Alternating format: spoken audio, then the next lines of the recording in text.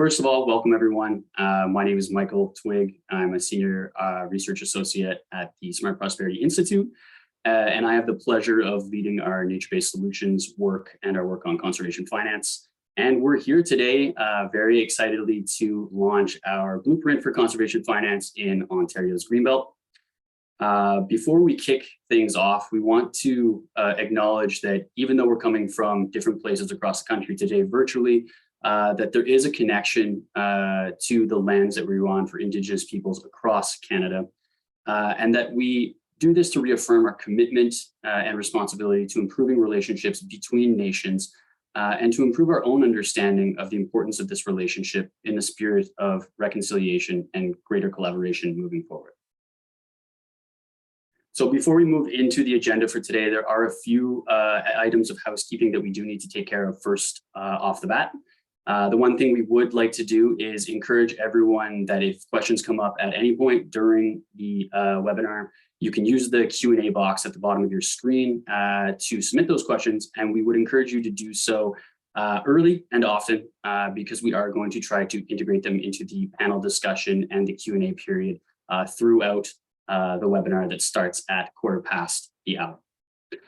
Next, if you have any technical troubles or you're having trouble logging on or hearing or audio or video, you can reach out to my colleague, Kristen Embret, who will be able to try and help you sort that out. And finally, we are recording today's session. So there is an opportunity for everyone to review the session after the fact, but it also means that we will be providing the materials that you see on the screen today. So there'll be no worries of needing to take notes. We will provide that to you in due time over in the coming weeks.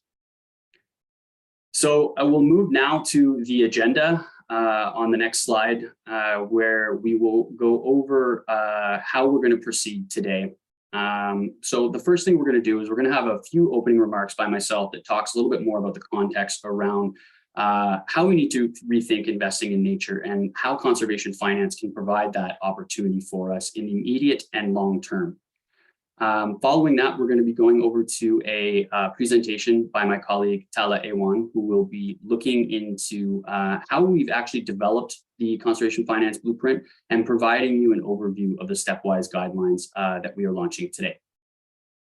Following that presentation, we will move to a moderated discussion with our 4 panelists who have been kind enough to join us today. The panelists are Joanne from Conservation Ontario, Chelsea Longerfie from Rally Assets, Michelle Molnar from the Municipal Natural Assets Initiative, and Joanna Aikman from the Intact Center on Climate Adaptation. So following that panel discussion, we will look to kind of open the floor to more wider general question and answer period that will allow people to ask any burning questions that have come up throughout the course of the webinar today, but also to allow there to be a point of open and free discussion between audience members, panelists, and speakers from SPI. So what we'll do today is we'll look to provide an overview, top down, of how we have arrived at where we are with our blueprint. We'll get some impressions from our panelists, and we'll finish with some closing remarks that let everyone know that this isn't the end of the discussion. There is an opportunity to keep this conversation going in the future. And on behalf of everyone at Smart Prosperity, we hope we can keep that conversation going with you. And we would like to extend the invitation to reach out to us at any time to make sure that we are available, that you know that we're available to keep that conversation moving as we end the session today. So on the next slide, in terms of our opening remarks, we do want to emphasize that even though there is some challenge, we are facing a considerable opportunity at the moment for how we can rethink about the way we invest in nature. And what we're saying with this blueprint and what we're saying with the work that Smart Prosperity is doing is that conservation finance is one of the best and most effective ways to actually engage in this rethinking. Now, there is a substantial opportunity, but it should come as no surprise that the way nature is funded in Canada is severely lacking. As we're moving closer to COP15, we are starting to feel a bit more optimism. We're hearing more optimism about Canada's leadership role in the global context of protecting 30% of land and water by 2030. And it's really hard not to be excited by the opportunity of what we're hearing in the here and now. Now, if we think about the trajectory of investments in nature and climate finance, for example, it should come as no surprise that there's still a long way to go on the path from where we are to where we need to be. The path really is about the fact that for many, conservation finance is still relatively new, and there needs to be more clarity around the diversity of quantifiable socioeconomic benefits that arise from investing in nature. And we do need to develop a better understanding of how projects can be scaled and how we can attract investors in a meaningful way that has both an environmental and economic impact. So what we're putting forth to you today is that the benefit is the conservation finance approach. This approach is flexible and it builds sustainable relationships on the road to unlocking billions of dollars worth of natural assets in key areas like Ontario's Greenbelt. And these natural assets have the capacity, when they're well funded, to support the health and well-being of local communities and provide significant economic returns. The idea about building a more sustainable funding mechanism using a conservation finance approach is that we don't want to have to reinvent the wheel every time a key conservation or restoration opportunity arises. We'd like to build off the momentum that exists on the ground to then bring in a larger group of folks who are interested in making a positive change in the field of nature. So with that, that provides a bit of context where we are. And I can tell you that my team and I are very excited to share our inaugural conservation finance blueprint that was designed specifically for Ontario's Greenbelt to provide greater project level clarity on what's needed to attract new forms of investment in key ecosystems in the region.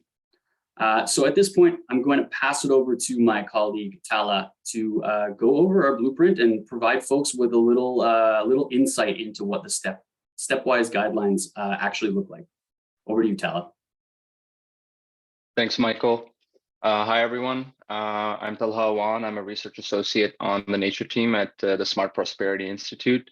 And I'm going to be giving you all an overview of the steps in the conservation finance blueprint, and then talk about some potential areas in Ontario's Greenbelt where specific conservation finance approaches could be applied. So the conservation finance blueprint is an 8-step process that determines the feasibility of various conservation finance projects and assesses which instruments and financial models are most suitable for advancing these projects.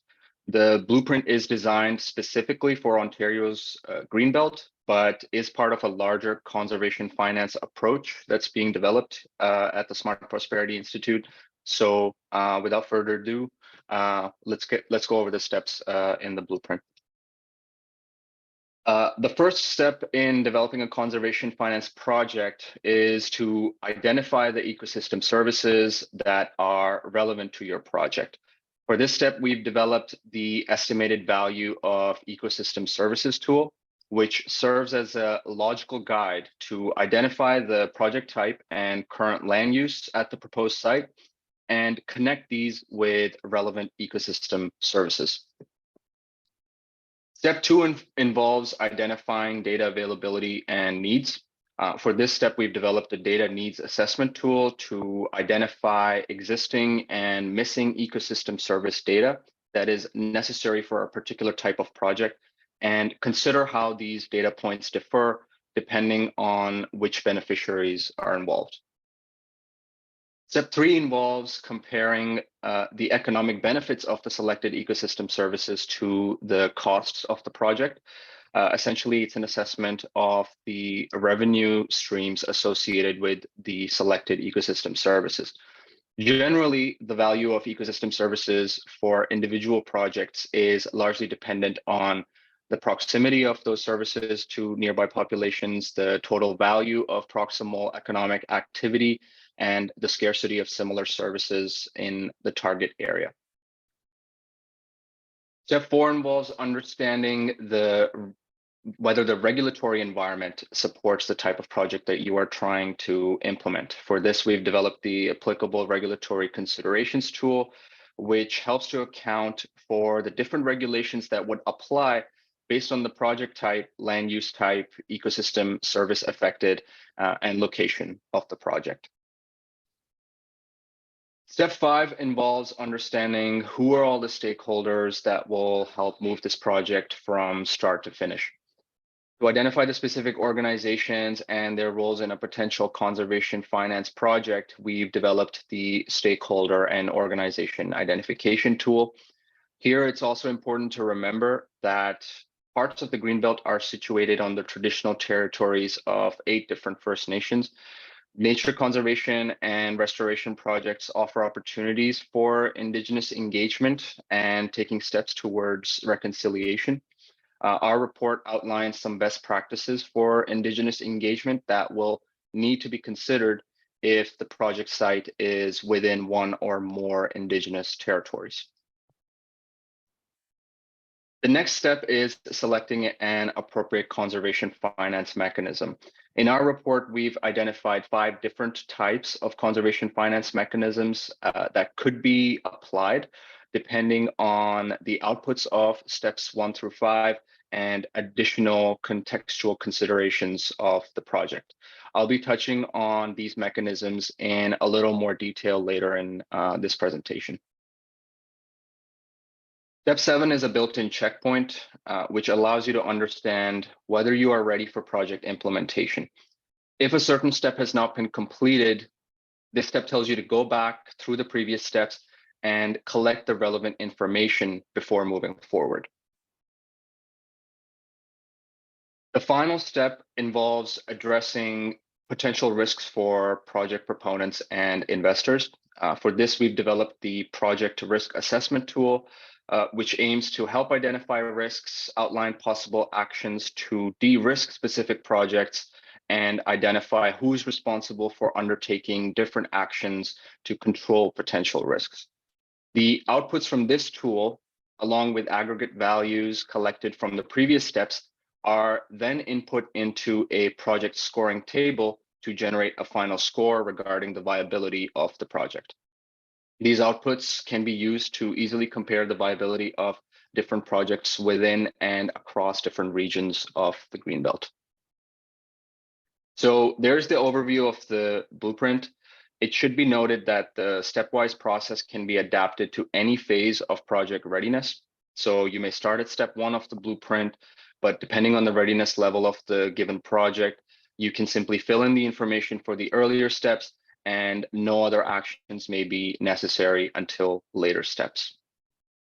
Now that we've gone through the blueprint, let's look at some conservation finance approaches that are suitable for the Greenbelt and specific areas where they could be applied. The map shown here depicts areas where floodplains overlap with properties, with red dots indicating higher risk areas as compared to blue dots. It shows that public and private land in and around the Greenbelt is vulnerable to economic losses and liabilities from climate change.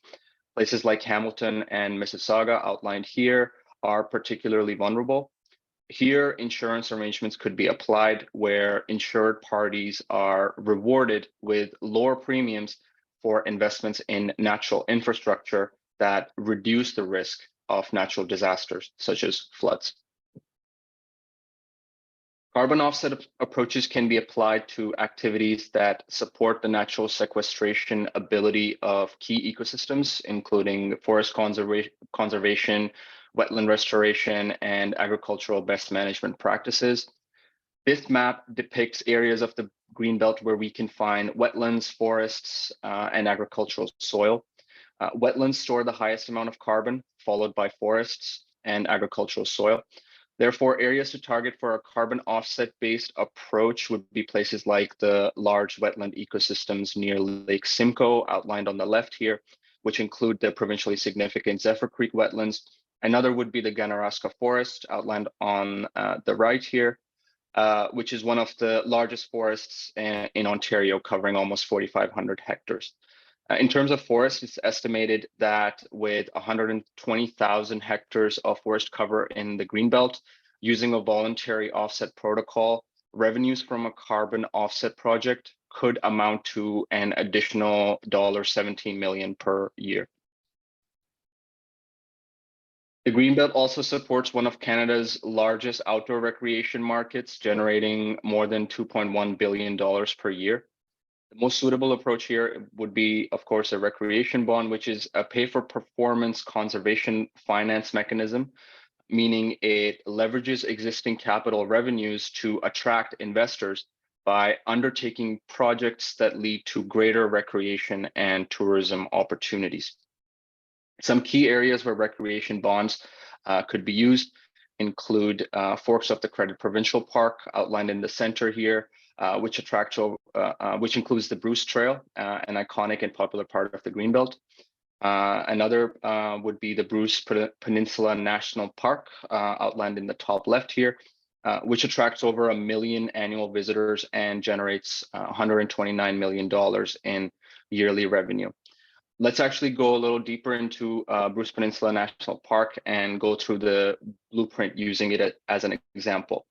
So if we were implementing a conservation finance project here, our action would be to increase the capacity of recreation areas.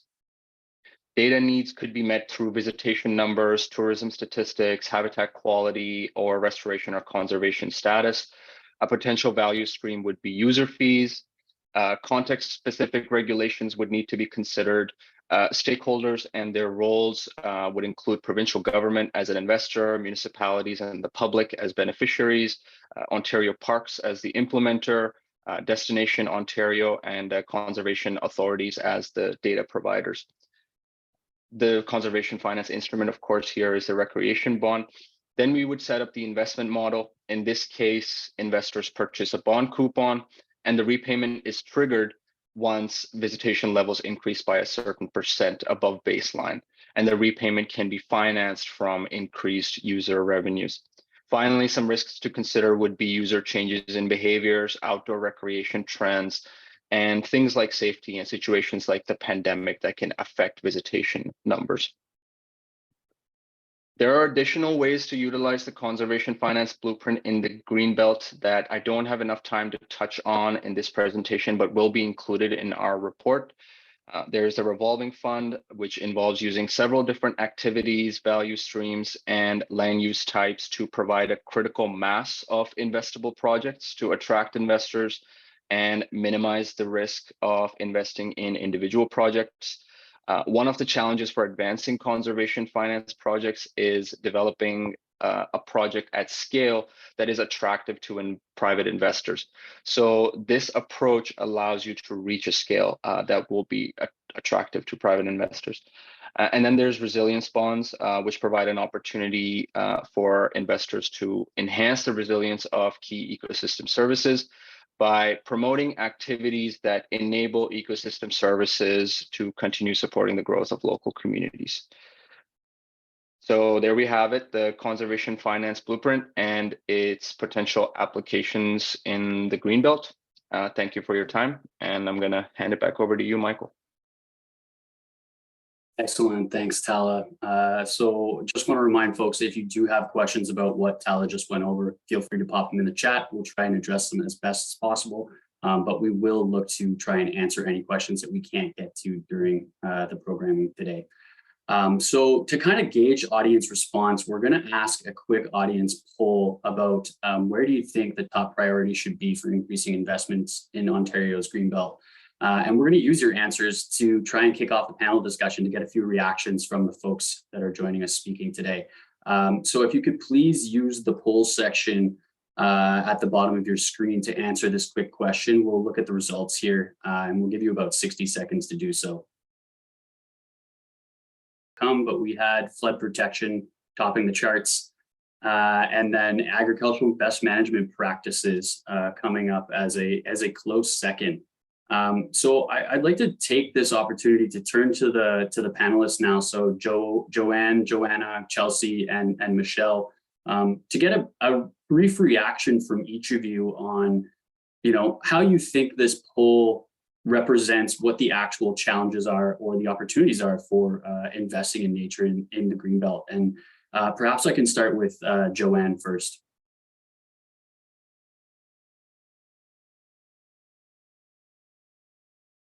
I really appreciate this opportunity that Smart Prosperity, the Greenbelt Foundation, and the Insurance Bureau of Canada have provided to permit me to participate in this panel, and I'm looking forward to it. Just so you know, Conservation Ontario is the network of the 36 conservation authorities in the province, and conservation finance is generating a lot of interest for our member conservation authorities, our municipal and other partners lately. While it's been on the radar for a while, it's been increasing, and it's important to have discussions like these between people and organizations and different perspectives and interests, expertise and knowledge to bring to the table. So one priority for me, which wasn't up on the screen, was that the finance and conservation sectors need to learn from each other, learn our language, and come to some common understanding of our interests and those of any others, including Indigenous people and communities and others who should and will be involved in these transactions and investments. So that's one priority for me. I also wanted to reinforce that from the perspective of our 36 Conservation Authority members and our strong Conservation Ontario network, that investments should be increased across Ontario and not limited to the Greenbelt. The 36 Conservation Authorities, with their municipal and other partners, manage watersheds where 95% of Ontario's population resides. This is 40% of Canada's population. Our organizations manage in an area of national significance. This is because of the population which is growing, our prosperous economy, an area of important food production and security, the natural beauty and quality of life that's here, our fresh water, Great Lakes, and many ecosystem services. This is all at risk because of climate change and many competing pressures. Because of the voluntary leaders, many years ago, Ontario was the envy of many provinces and territories, in addition to other parts of the globe. And that's because of our comprehensive watershed, flood, and erosion hazard management programs and initiatives. We can't entirely rely on all government levels of government for the investments that we need to keep people and property safe. So exploring and implementing a range of finance investments needed to keep people and property safe is really important. So those different mechanisms. And the other thing too is we know what to do, and conservation authorities have been delivering all kinds of programs related to flood management, restoration, land conservation, and we're really looking forward to the opportunities that could be provided through these mechanisms. So thank you. Excellent, thanks, Joanne. Not to put conservation authorities and municipalities too back to back on this issue, but maybe I would throw it over to Michelle to talk a little bit about the work that MNAI is doing and how sort of the standard of data that's necessary or understanding what's there is kind of the fundamental aspect of trying to achieve these outcomes that Joanne was talking about. Sure thing. Thanks, Michael. Sure. So for folks who don't know us, the Municipal Natural Assets Initiative is a not-for-profit organization composed of a small team and board of directors. And we work with local governments to really measure, understand, and assess the roles of their natural infrastructure. So absolutely, you've pulled up a few really important services that nature provides. And I think our work is often digging down at understanding, the range of co-benefits and doing that in a way that can be standardized and transferred from community to community.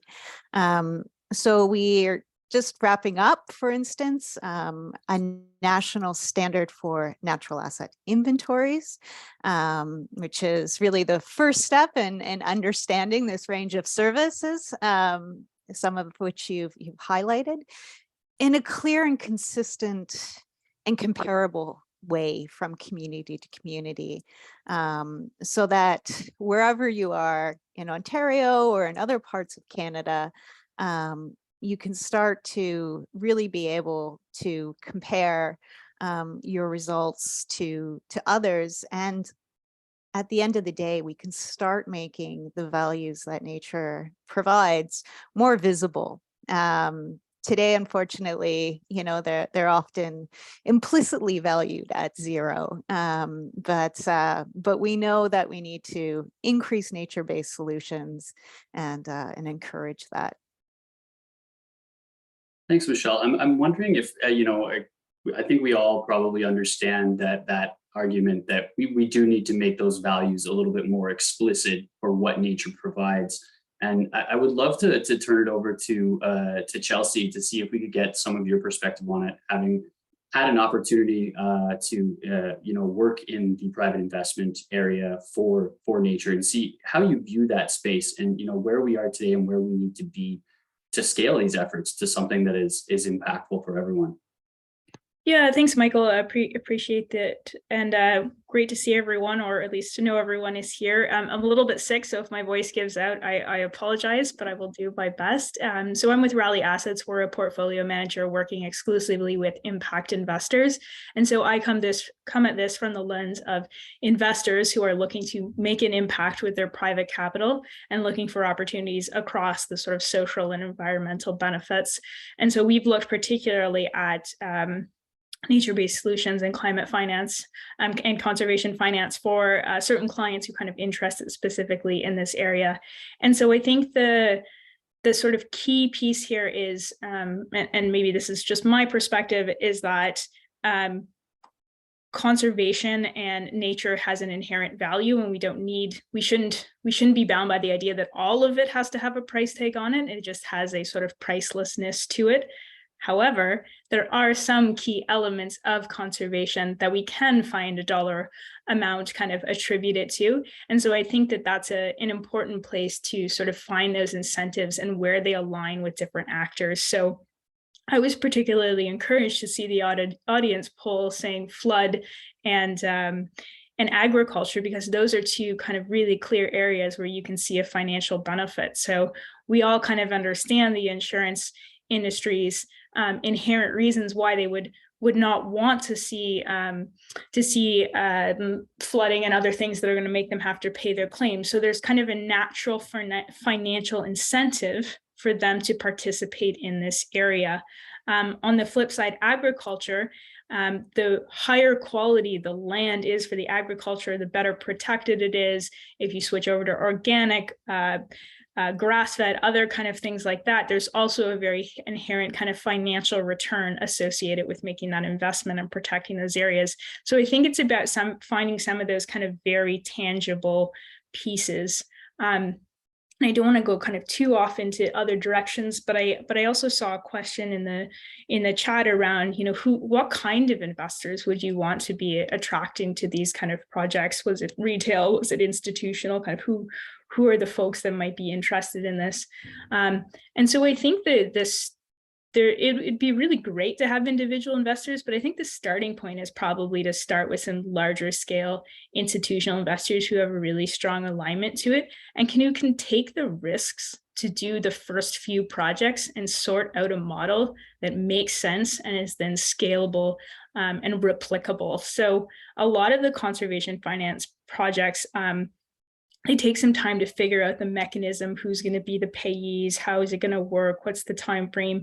And so finding those key kind of value aligned investors on the institutional side to kick that off, and then kind of bring in retail and other investors down the road, I think is a really great starting place. That's excellent. Thanks so much, Chelsea. I'd love to bring Joanna into this conversation. It's sort of from that side of, the impetus of taking on that risk is almost being driven by the fact that risk itself is increasing if we don't take on that risk at this point. And I would like to get your input on sort of that dynamic, that it's almost a now or never type of conversation that we're having. And there's kind of no bigger moment for us to take that leap. Because we're starting to get a larger group of people on board and more people aligned within the same goal. And I'm just wondering if you could speak to that for a minute or two. Yeah, I think I'm very encouraged by their responses as well from the poll, because I think climate finance has been kind of working for the carbon market, but it's a very small percentage that actually goes towards resilience and nature as part of that, because I see climate and nature as so indivisible. So I think that resilience side has obviously a lot of benefit to society. It's something like every dollar invested in adaptation is $10 to $15 kind of in kind of avoided costs.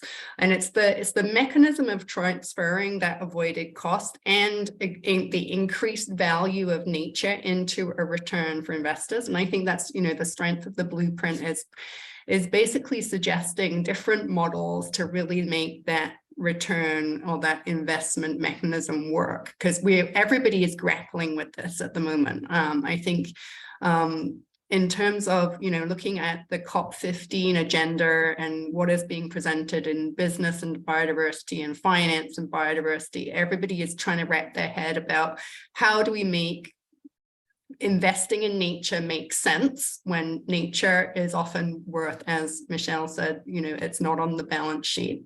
So how do we make investment make sense? And how do we also, I mean, I'm also challenged by the how do we make draw investment into resilience? Because obviously there's these huge benefits that we're missing out on. And really trying to, you know, a lot of climate adaptation where I work, it's all, a lot of coverage is kind of doom and gloom or, you know, risks and disasters. But I think there's a real positive story to tell here. And I think, you know, if we can change that and get people excited about investing in adaptation and using nature and building, like restoring and preserving nature, then we may get to the goals that we're setting ourselves. That's excellent. I appreciate all your perspectives on this. It's great to hear that we're all coming from relatively the same place, although we are dealing with significantly different interests or motivations for doing so. And at the risk of breaking up that consensus, I'd like to talk a little bit about data needs and what drives what's available and what drives a project for success. I think it really comes down to, you know, if we do need to get nature on the balance sheet, and more pilot projects are mentioned, and ensuring that data capacities are grown to be able to make these investments in nature not only effective, but to make sure that those benefits, socioeconomic or environmental, are well known and understood. I'm just wondering if we could maybe throw it to Joanne first to talk about, you know, where there might be some opportunities within conservation authorities to support this data need. Are there any, you know, large caches of data that are available and could be ready to invest in? Thank you. So first of all, speaking of data information, conservation authorities and I think the conservation sector are really appreciative of the work of the Intact Center, MNAI and SPI and others in helping to get information about the value. And we have experts at our conservation authorities as well who have that economic background who can help in those kinds of sort of explaining the value or helping to get to the public about the value of the information, the natural systems and the work that we do. And when it comes to data, conservation authorities are approached and partner with many organizations like municipalities, the province, and federal government for data. And we want to continue to provide that information. We know it's really important for tracking the value of the investments that could be made and are being made. And right now, this information, we need investments for sure. Our drinking water source protection, some of the things that we do that require data and information or are part of collecting the information is our drinking water source protection role, our flood management role. We undertake mapping, we need investments in that. We do river flow monitoring. We work with other partners and municipalities on natural heritage inventories. And we need investments in to support the collection and management of that data. It's not a one-time kind of event or investment. So that's ongoing. And some of the ways we use that information that could be helpful towards investments includes the production of state of the watershed reports every 5 years. We have a round of watershed report cards coming out next year in the spring. We collect information to monitor the water quality and soil health benefits of ag environmental programs. We're working to improve the discovery and access of this information, but again, it requires investments.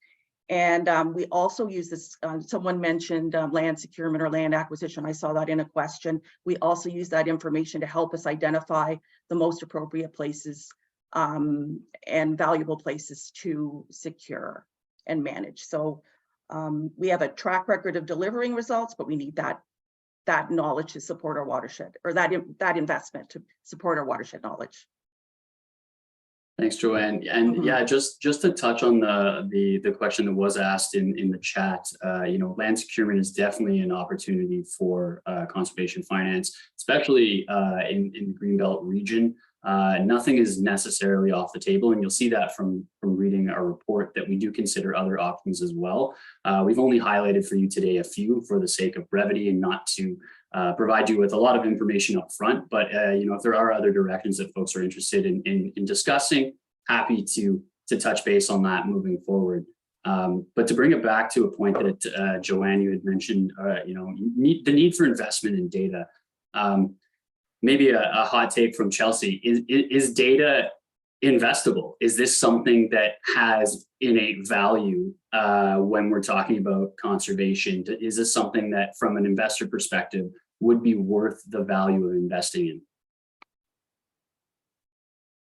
in? Okay, so this is like, would an investor pay to receive data, or kind of to pay for the idea that there is going to be data collected from this and that will be valuable, kind of thing? Yeah, to enhance data collection on an ongoing basis. Yeah, I think it's a great question. I think there's definitely, I wonder if it's almost rather than investment, more of a sort of purchase.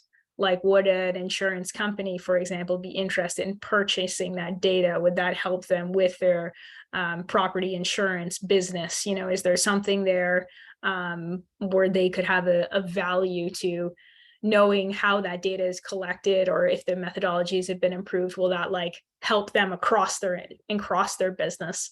I'm trying to think if there's another way to structure it from a sort of investor perspective. I guess it could be a pay for performance too. So if you have investors pay for that data collection, and then the person who ultimately pays that back is the insurance company or the government or a municipality or others who are kind of interested in that. I think there could be something there.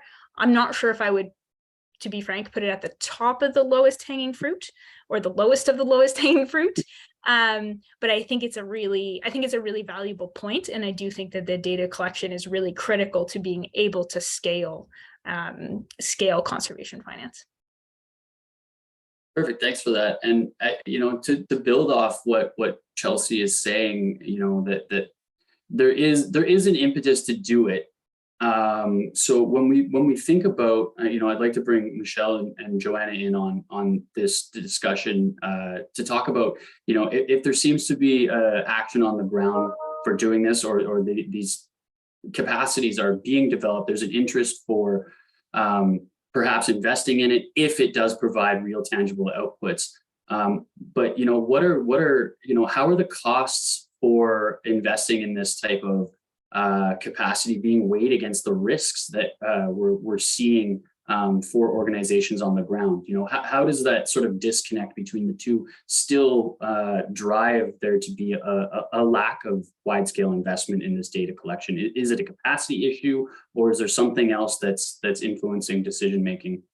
So I would like to mention maybe at the national level, there's the Census of Environment. So this is a federal government initiative that, so at the federal government level, we are seeing steps towards kind of natural capital accounting from the Canadian government. And the recent outputs from that was the identifying that our urban greenness in medium and large urban centers has actually declined, or is in decline. So those are the kind of trends and risks that we can identify using that data already. And there is intention for that to go towards a more national natural capital account, similar to what they have in the UK, for example, following UN framework.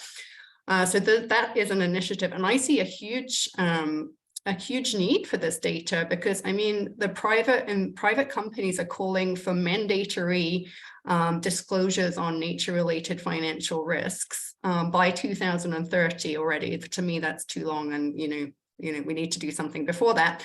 But there will be a need for this data if how are people going to assess the risks and opportunity if they don't have the data to work from? A similar challenge as we're already facing with climate as well.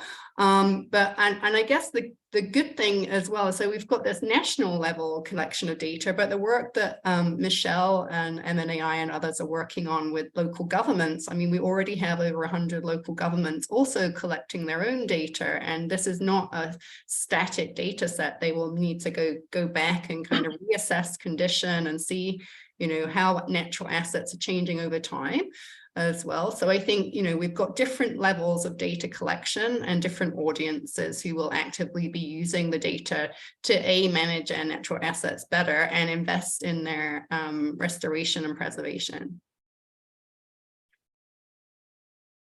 Yeah, I echo many of the points that everyone has made. Certainly the data collection piece can be challenging to folks wanting to engage in nature-based solutions. If Canada has the conservation authorities and they have decades of data, which is incredibly valuable.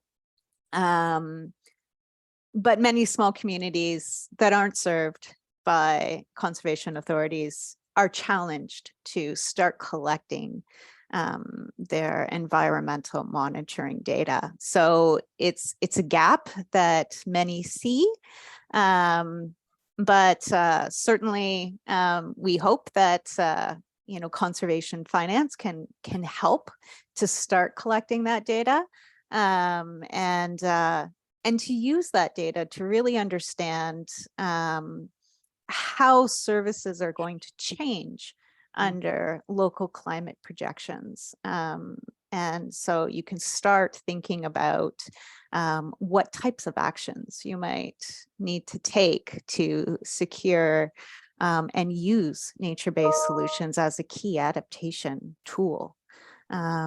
We know that nature is quite valuable in mitigating climate change through the storage and the sequestration of carbon, but there's this, twofold benefit where it also is incredibly important for building resilience. So that data, a really key consideration, and the data sets are going to vary based upon the natural assets you're considering and the scale at which the services are being provided. So thinking about a watershed scale, really important, because nature doesn't adhere to political boundaries, right? Exactly. So that collaboration, which is in your toolkit, you've flagged a spot for identifying those key beneficiaries, stakeholders, Indigenous nations, incredibly important. Yeah. Michelle, you were reading my mind. I was just about to mention the watershed approach, but I think we're all in agreement the data and the information is important towards making decisions and tracking how well our systems are doing, and that the investments are doing what they're supposed to do. So yeah, a hard piece to fund though, right? It is, Yeah. but yeah. Well, that's the role of conservation finance, right? That's the one of the objectives of this type of approach. So just before we'll turn to focusing on some questions from the audience, but I just we kind of already talked about it. Michelle just mentioned what the benefit of a blueprint approach can do is really identifying the needs that are there, the partners that are necessary to move this forward. But I was wondering if anyone had some last thoughts on what a blueprint approach, keeping in mind that it's something that will be dynamic and evolve over time, but how does this type of approach with someone, an organization leading the charge, help scale these projects, scale these efforts, but not to lose the momentum that we're facing now? Maybe we give 20 seconds to each of you to kind of think that over and provide a response.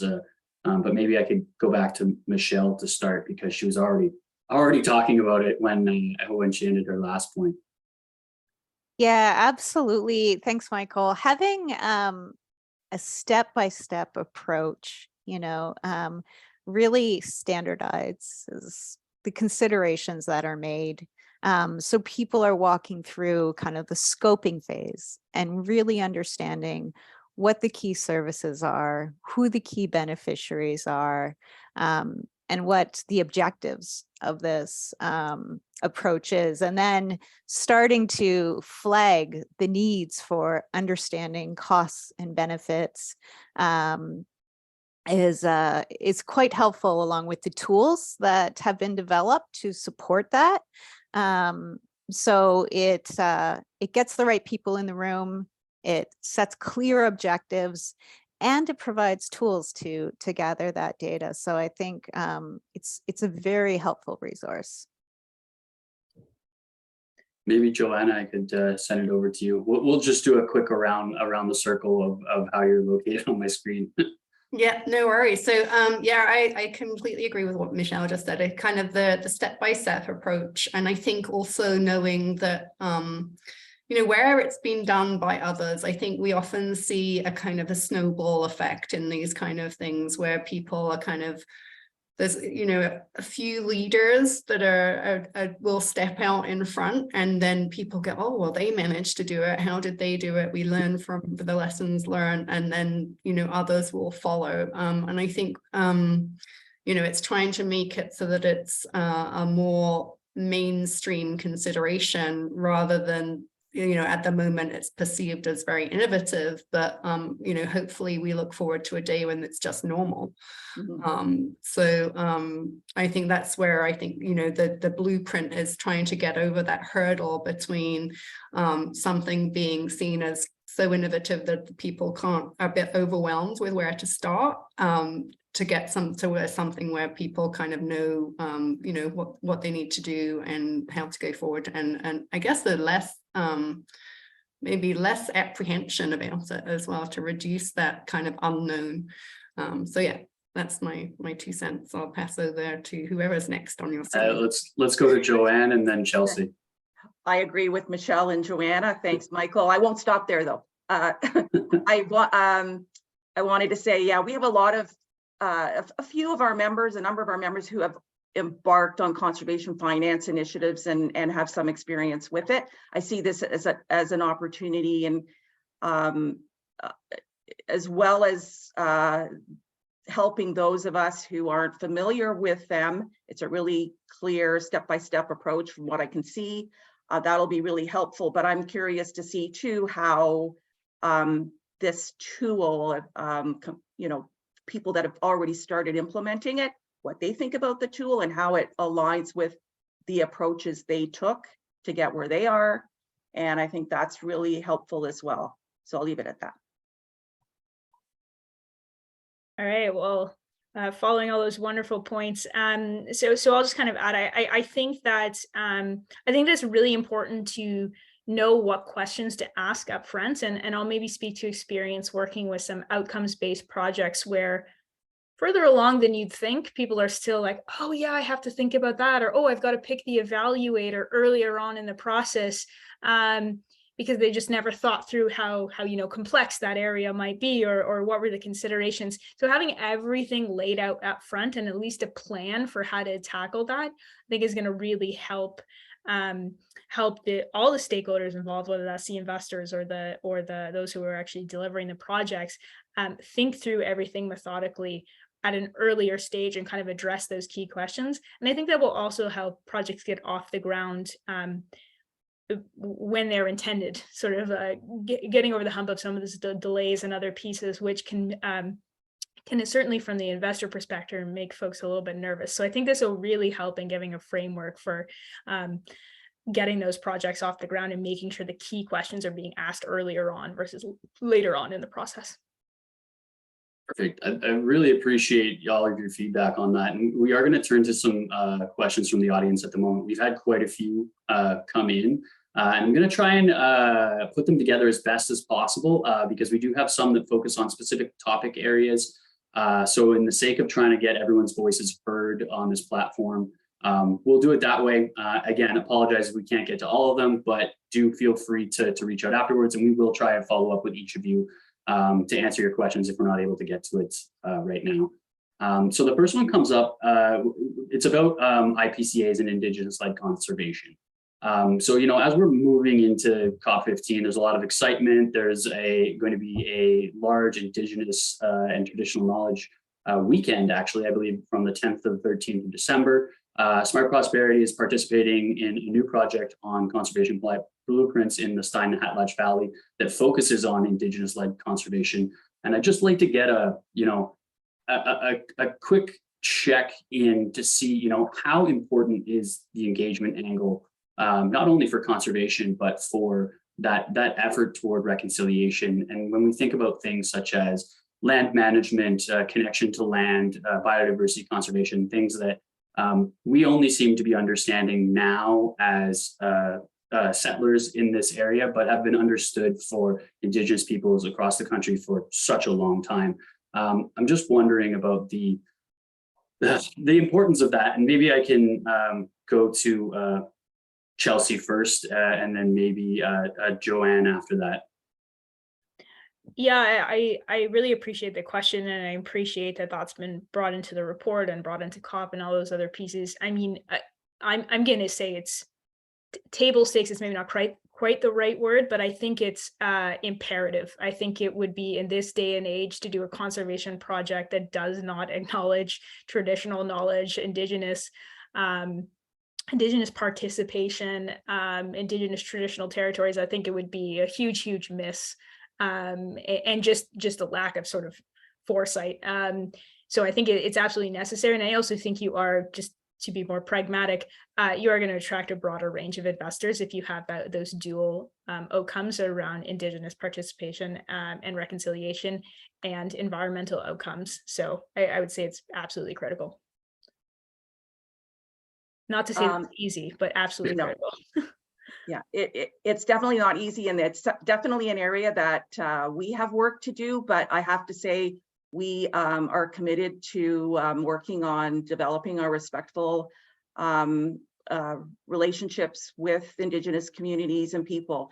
And as a result, our Conservation Ontario strategic plan for the next 5 years, we have that indicated as something that we want to do. We've actually, as one example, like individual CAs are also working with their local communities. But as one example, Conservation Ontario entered into a collaboration with Cambium Indigenous Professional Services, which is a fully owned and run Indigenous company. And we partnered under funding from Crown Indigenous Relations to kind of do an assessment of the status of relationships between CAs and communities. We got as far as understanding where watersheds overlap with communities and treaties and that, and then also identified where CAs want to engage and partner where they already had. So it is something we're very interested in. Perfect. I do want to give, knowing that this is a pretty important topic, I do want to give Michelle and Joanna an opportunity to chime in here as well before we move to our last question. So maybe Joanna and Michelle in that order, if you have something to add. Michelle, do you want to go first? Sure. I agree that it's an essential collaboration to engage in, and of course there's a deep well of knowledge. There's also a need to really recognize and maybe adjust your language, your conceptions based upon different worldviews, right? Often Western societies see nature as property, whereas you see a much more integrated approach by many First Nations that also see nature as important as humans. So learning more about the worldviews and how that impacts the approach and the projects you're taking on, I can only see as beneficial. Yeah, I think from my own conversations around this, I think, it's a value system that is completely different, as you said, Michelle. So one lady I was speaking to about this, she said, the problem that we have is that our value system, or my value system, is pretty much nature first, then people, then money. And your value system is pretty much money, people, then nature. So we're trying to kind of shoehorn the value of nature into a world that's dominated that values money. And so that's why we end up trying to put financial values on nature, because that's what we organize ourselves around in the Western world. So I think that challenge is huge, because it's trying to marry up opposite views of the world. But I'm very excited that, we're taking steps on that.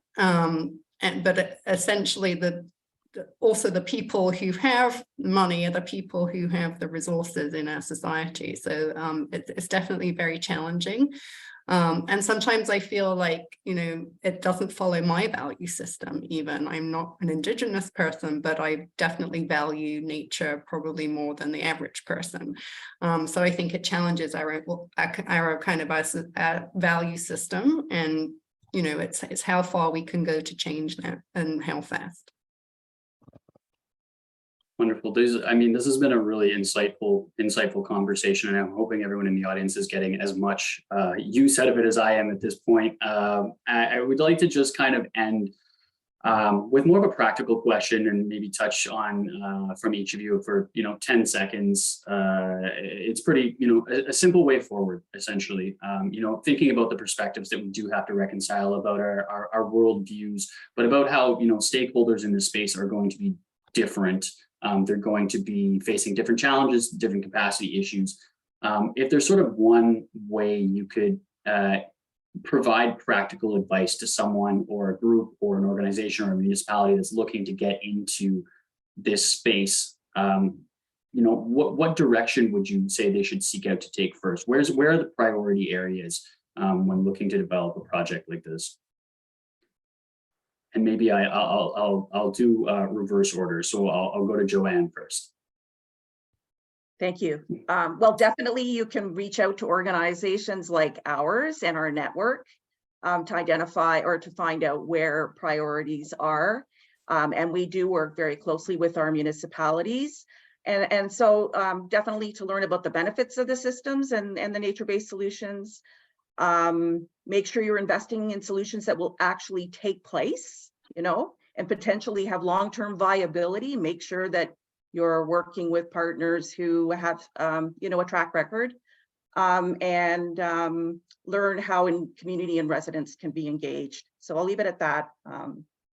I could say more, but we want to give everyone else a chance in their limited time. Thanks, Joanne. I'll pass it to Chelsea next.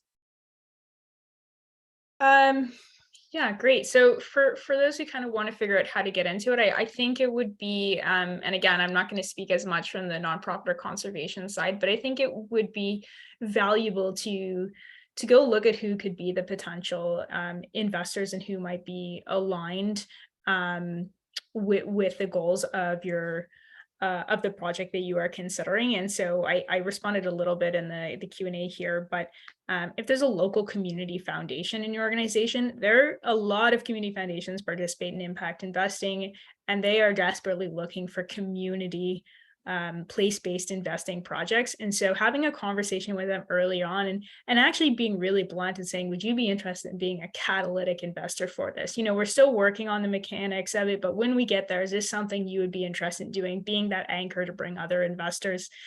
We've seen that work really well for those place-based projects. And then you maybe find a few other foundations, private foundations or others who have kind of a regional focus or a thematic focus in conservation or climate, to kind of learn more about their interests and how you can design a project with them in mind.